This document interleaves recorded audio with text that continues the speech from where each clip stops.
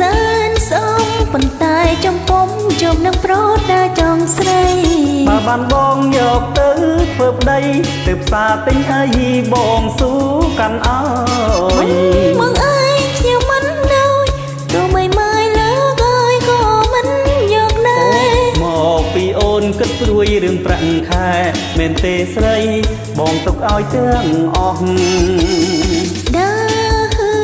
រនេះឃើញតែចោលបាតើឲ្យស្រីណាស្រណង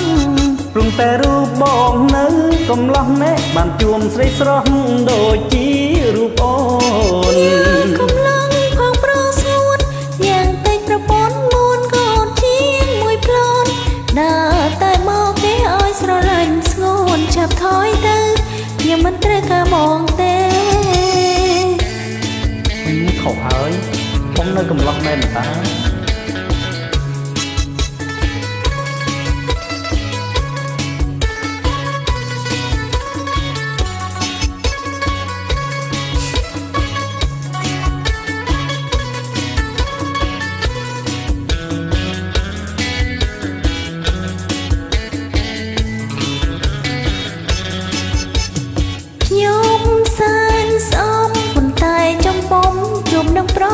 ចង់ស្រី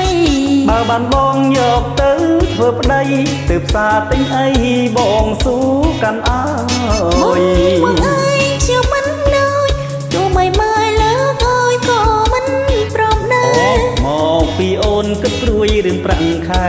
មែនទេស្រីបងទុកឲ្យទាំងអស់ដើរនេះឃើញតែចោតមកតើឲ្យស្រីណាស្រណងព្រមតែរូបបងនៅកំឡុងណែបានជួបស្រីស្រស់ដូចជារូបអូនកំឡុងផងប្រស្ងួតយ៉ាងតិចប្រពន្ធមួនកូនជាងមួយផ្លូនដើរតែមកគេឲ្យស្រឡាញ់ស្ងួនចាប់ថយទៅខ្ញុំមិនត្រូវការបងទេ